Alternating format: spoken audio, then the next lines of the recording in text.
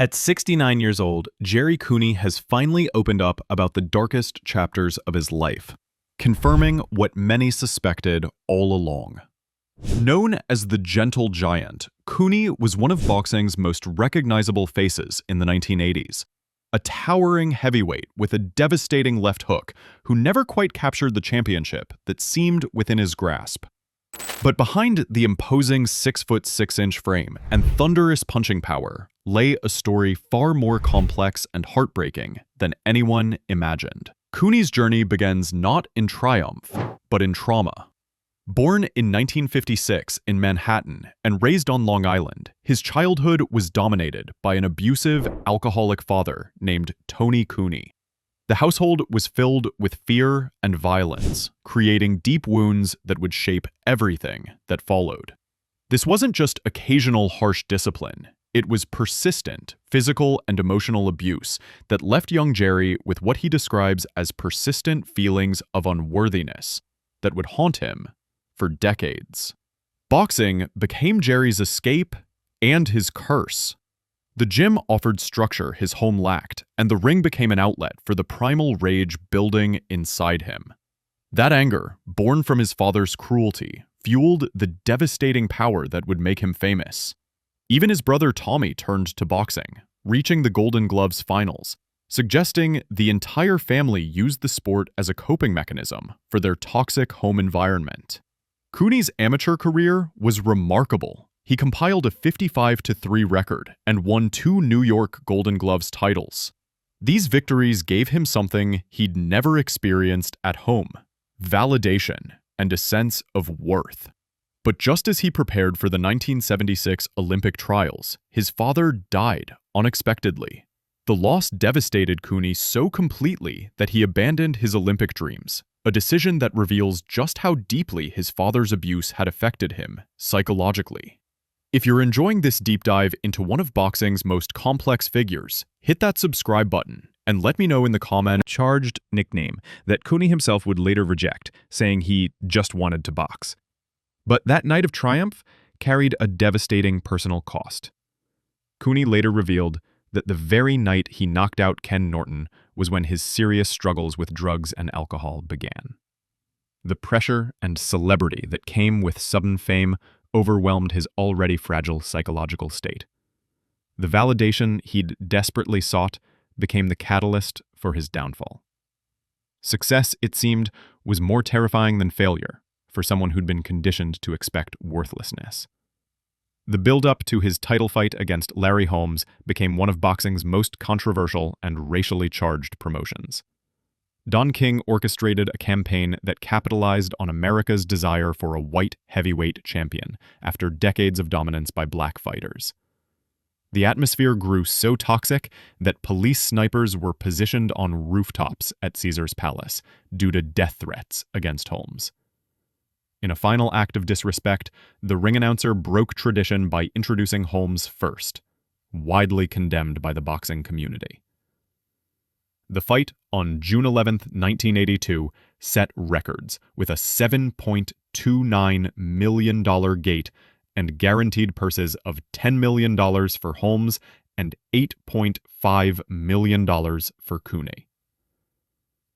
But despite the hype, the bout revealed both Cooney's courage and his limitations. Holmes dropped him in the second round, but Cooney recovered, showing heart and determination. He even hurt Holmes with body shots, making the champion grateful when the fourth round ended. As the fight progressed, however, Cooney's lack of experience against elite competition became apparent. He lost 3 points for repeated low blows, signs of growing frustration and exhaustion. His substance abuse had compromised his preparation, acting as a form of self-sabotage. In the 13th round, with Cooney bloodied and exhausted, his trainer threw in the towel. The defeat was more than physical. It was the psychological culmination of a lifetime of self-doubt. As Cooney faded, center of unprecedented hype, had become a stepping stone for others' narratives. Cooney retired in 1990 with a record of 28 wins and 3 losses. His potential? Forever unfulfilled. The true turning point in Gerry Cooney's life didn't happen in a boxing ring. On April 20th, 1988, with his first son on the way, Cooney hit rock bottom and made the decision to get sober. He calls it his biggest winning battle.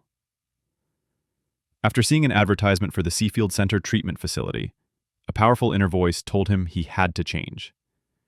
He cried out to God for help, and in that moment, he says the desire to drink simply went away. This spiritual transformation marked the beginning of sustained recovery that continues today, over 35 years later. Unlike many former fighters who face financial ruin, Cooney achieved remarkable stability through what he calls a rainy day mentality and professional financial guidance. While his contemporary Mike Tyson filed for bankruptcy despite earning far more, Cooney avoided the common pitfalls that destroy athletes financially.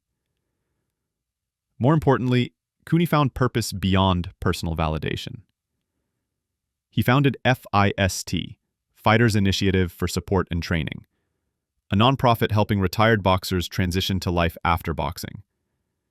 He became a media personality, co-hosting At the Fights on SiriusXM Radio, and found his calling in public speaking, particularly with troubled youth at places like the Westchester County Department of Corrections Youth Opportunity Program.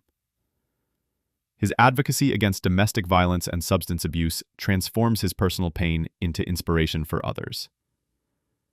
This represents a profound shift from fighting for himself to fighting for the welfare of others. Cooney's recovery story stands in stark contrast to other fighters who've battled similar demons. While Mike Tyson and Tyson Fury have found success, their struggles with mental health and addiction remain ongoing and public. Tommy Morrison, another great white hope of that era, tragically succumbed to his personal battle. Place in boxing history remains complex. He was a legitimate contender with all-time punching power, but his career was mismanaged, and he was never properly tested before facing an elite champion. Many still wonder, what if? What if he'd had better preparation, different management, or simply been born into a different family? His final record of 28-3, with every extended fight ending in stoppage, reflects his all-or-nothing style and immense power. But statistics can't capture the full story of a man whose greatest enemy was never an opponent across the ring, but the voice of an abusive father echoing in his head. Ultimately, Gerry Cooney's legacy transcends boxing. His story isn't defined by the championship he never won, but by the far greater victory of confronting his past, seeking help, and transforming personal adversity into inspiration for others.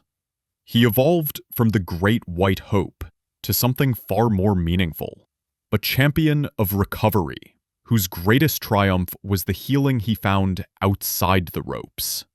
Today, at 69, when Cooney speaks about his journey, he does so not as a cautionary tale, but as proof that it's never too late to change the narrative of your life. His confirmation of long-suspected struggles isn't a revelation of weakness, but a testament to the strength required to face your demons and emerge victorious on the other side. The gentle giant found his true power, not in his devastating left hook, but in his ability to help others heal from the same wounds that once threatened to destroy him. In a sport often defined by who hits the hardest, Gerry Cooney's lasting impact comes from learning when to stop fighting and start healing.